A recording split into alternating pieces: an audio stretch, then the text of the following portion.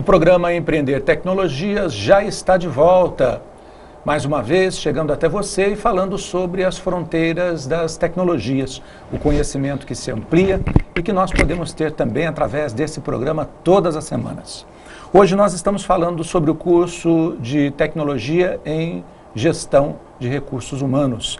E para falar conosco, a coordenadora, professora mestra Marisa Aparecida Ferreira, ela que é formada, é mestre em Serviço Social pela PUC de São Paulo, tem especialização em Marketing, Recursos Humanos e Desenvolvimento Gerencial. É graduada em Administração e também em Serviço Social pela Unilago.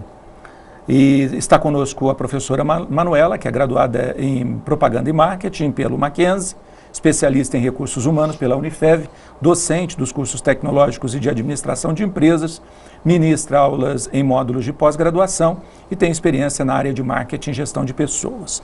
E para nossa surpresa e alegria, chega aqui no estúdio também uma aluna, Patrícia Martins, do segundo período de Gestão de Recursos Humanos. Bem-vinda, Patrícia. Obrigada. Bom, continuando o nosso bate-papo, que no primeiro tempo já foi tão bom, agora vai ficar melhor ainda, né? Nós vemos que muitos empresários investem na capacitação de seus recursos humanos, mas eles têm um certo receio do colaborador depois abandonar a empresa e ir em busca de outras oportunidades. O que a gente pode falar a respeito? Ramon, é assim, o que eu vejo, né? O meu sentimento é que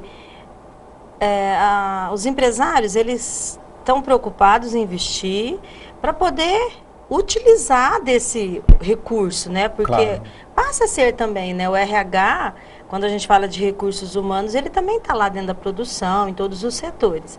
Então, ele acaba tendo essa ideia de que ele vai fazer um investimento e esse investimento tem que ser durável, tem que estar ali, né? E o que a gente percebe é que quando as pessoas também estão prontas e, às vezes, dentro daquela empresa ela não consegue fazer o que ela deseja, é automático, né? Nós vamos buscar outros desafios. Na verdade, nós somos movidos a desafios, né? Então, claro, eu acho que isso é o que nos provoca. E, às vezes, a empresa já deu o que tinha que dar. E o empresário, muitas vezes, acha que isso é uma perda, mas eu vejo diferente, porque foi um investimento que foi durante o estar ali, né? E se a empresa não consegue mais mantê-lo, é em razão disso, de novos desafios, novos projetos. Não sei se a Manu tem uma ideia diferente, mas eu acho, né, penso que seja isso também. Claro. Eu acho que a empresa precisa pensar nessa condição que ela pode oferecer para tentar, na medida do possível, reter esses talentos, esses colaboradores que são importantes para ela. E por isso deve sim investir na capacitação, mesmo que corra esse risco, né, como a Marisa colocou. Por outro lado, assim como eu falei há pouco das gerações, né, as novas gerações, elas não têm aquele perfil que nós tínhamos há alguns anos, que o profissional entrava numa empresa e ficava anos no mesmo local. Então, hoje, se as empresas pensarem assim, dificilmente elas vão fazer investimento. Porque realmente as pessoas ou não ficam porque querem novos desafios, como a Marisa colocou, ou porque aquela própria empresa também não oferece oportunidade de desenvolvimento que ela deseja. Então, às vezes, empresas com uma estrutura muito enxuta, né, as pessoas notam que elas não têm mais para onde crescer, às vezes até em termos de hierarquia de cargos, ou até de atuar em outras áreas, né? Hoje a gente tem várias formas de carreira.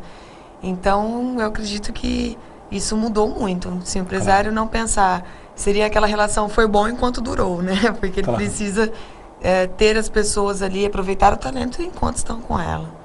E a Patrícia, o que você acha, Patrícia? Então, que a Manuela e a Marisa, vocês saltaram muito bem esse aspecto. Porque, assim, eu acho que quando o profissional, o gerente, ele investe no colaborador, ele investe também no funcionário externo, que no caso é o cliente. Sim, sem dúvida. Então, nunca é perca de tempo você investir no seu funcionário, no seu colaborador, porque é muito importante, é fundamental, pois isso irá atingir no cliente externo, que também vai usufruir dessa condição. Legal, a Patrícia foi ver lá longe, hein? Bacana, investimento no cliente, né? Bom, vamos falar um pouco sobre liderança. O líder, ele nasce pronto, afinal de contas, ele já é um craque, né? Nasce pronto ou ele é formado e aperfeiçoado? O que vocês acham? Olha, essa discussão, Ramon, tem muitas frentes, tem Sim. muitas... alguns autores, pesquisadores acreditam que o líder nasça já com o dom, né, de liderar. Outros acham que o líder só pode ser desenvolvido. Eu acredito, tem uma definição talvez mais atual, que é até de um autor brasileiro, que é o Mário Sérgio Cortella, e ele acredita que o líder ele tenha virtudes, então ele tenha valores que nasçam com ele para liderar, mas que nós precisamos desenvolvê-los. Sim. Então eu acredito que realmente algumas pessoas têm uma predisposição. Só que se isso não for desenvolvido, mesmo na formação pessoal, familiar, né, a família incentivar, notar essa capacidade de liderança que a criança muitas vezes já tem, às vezes a pessoa passa toda a vida sem saber que ela tinha essa virtude da liderança. Por outro lado, tem pessoas que eu acredito que não nasçam, né, com esses valores, mas que com a necessidade, às vezes, no próprio ambiente de trabalho ou oportunidades que surgem, ela vai desenvolvendo. Então, hoje, grande parte da liderança, eu acredito que seja desenvolvida, mas que também existam, sim, pessoas que têm essa predisposição. Sem dúvida, sem dúvida. E assim, Ramon, eu posso ser um exemplo disso, porque eu fui uma criança muito quieta, muito calada, com muitos problemas, assim, de... Reprimida, talvez. Não, reprimida e tal. E hoje eu sou coordenadora, eu sou gestora, então assim, e se me falarem, né, que a criança, ela nasce, e eu acredito também que muitas crianças já sinalizam que serão líderes, ou para o bem ou para o mal, a gente já visualiza ali, né? Claro. Se você não souber conduzir, né, eu que trabalhei na supervisão de creches, a gente visualiza isso também. Agora, se pensar em mim, que era extremamente tímida, mal falava, porque era toda vergonhosa mesmo, e hoje eu sou, então assim, mas eu fui desenvolvida, então eu acredito nisso, que eu fiz muito trabalho com o pastoral da juventude, que foi me dando essas condições. Então o desenvolvimento da liderança, ela acontece sim, né? Mas também atrelado a esses valores, a essas ideias, iniciativas. Então eu penso que dá para trabalhar as duas questões hoje, né? De encaminhar quem já tem um certo jeito e de desenvolver aqueles que também já estão no processo, que conhecem, e só faltam algumas habilidades, né? O que você, como aluna, diria, Patrícia? Bom, eu concordo também com a tese delas, porque assim, a gente vê que existem crianças mesmo que já nascem líderes, assim, que já mandam, tomam frente das coisas, brincadeiras até. E tipo assim, eu também creio que também pode ser uma virtude. Como a Manuela disse, as pessoas, elas talvez não nasçam com essa aptidão, com esse dom de liderar, mas se elas têm vontade de ser líder, elas podem aperfeiçoar, elas podem desenvolver essa aptidão. Então eu creio nisso, que se ela acredita que ela pode ser líder, ela tem que acreditar no potencial dela, tem que ter uma meta. Bacana, muito bom. Todas as pessoas têm então capacidade de se tornar líderes, podemos afirmar isso? Sim. Muito bom, legal. Podem desenvolver.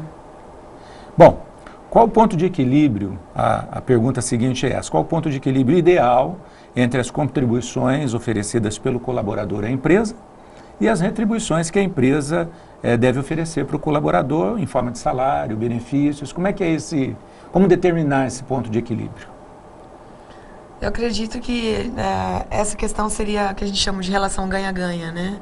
Acho que a empresa tem que oferecer algo que o funcionário sinta que ele está sendo beneficiado, que ele esteja sendo recompensado pelo trabalho, né, que ele desenvolve, e a empresa também sentir que a produtividade, que os resultados que ele traz sejam interessantes. Então é difícil a gente mensurar, vamos dizer, porque isso vai variar de acordo com o objetivo que cada profissional tem para sua carreira e também a produtividade que cada empresa deseja dos seus colaboradores. Mas isso pode ser refletido em termos de benefícios que são oferecidos, muitas vezes programas de qualidade de vida, né, o cuidado para se ter um bom clima organizacional, para as pessoas trabalharem em um ambiente que não seja desgastante, né, que seja um ambiente agradável, que as pessoas tenham vontade de trabalhar, né. Então, acredito que tenham vários fatores que a gente possa trabalhar para ter esse equilíbrio nessa relação. Legal. Um profissional que tenha, né, a motivação e, por outro lado, a empresa tenha suas recompensas em termos de resultado resultados com o trabalho que ele oferece. Marisa? E mesmo porque, Ramon, hoje com essa geração Y muito inquieta, e ela está aí desafiando, né? E aí a gente tem esse choque de gerações até dentro das empresas. Se não souber lidar, né, com essas inquietações, tanto da juventude, quanto também a inquietação daquele que é mais tranquilo, mas que também produz, vai ficar muito complicado. Então eu penso que a empresa, o ganha-ganha, porque eu tenho que desenvolver um sentimento de bem-estar.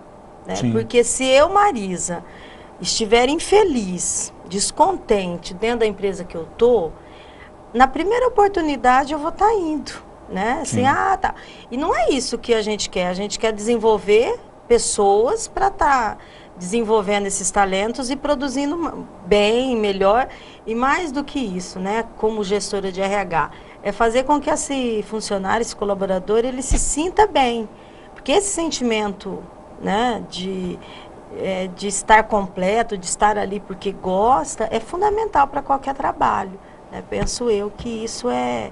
E o ganha-ganha, você não tem outro jeito de lidar. Porque antigamente a gente tinha que engolia o que as empresas nos davam, né? Nos proporcionavam. Hoje não, hoje a negociação, o diálogo, o bate-papo. Mesmo porque se eu não estiver contente eu vou embora, né? A geração nova tem muito isso. É um cenário diferente de alguns anos atrás. Legal. Né? Patrícia, o que você aprende lá no curso? O que você pensa a respeito? Bom, são vários fatores também que englobam também o clima organizacional, motivação, satisfação dos funcionários. Então eu creio que é isso. Legal, muito bom. Gente, foi muito bom o nosso bate-papo hoje. Eu acho que também quem esteve em casa acompanhando deve ter aprendido muito, refletido muito sobre a realidade da sua organização, a sua própria posição profissional, enfim. É um programa que realmente somou bastante. Marisa, muito obrigado pela presença. Eu que agradeço. Manuela também. Patrícia, que veio no segundo tempo, mas jogou pra caramba. Obrigadão, viu? Imagina. Valeu. Gente, um abraço para vocês. Tenham uma ótima semana. Acredito que na próxima nós vamos nos encontrar de novo aqui nesse mesmo canal, falando sempre direto do Labim, na TV Unifev, e levando para você novas informações, novos conhecimentos. Um abraço. Até a próxima semana, se Deus quiser. Tchau.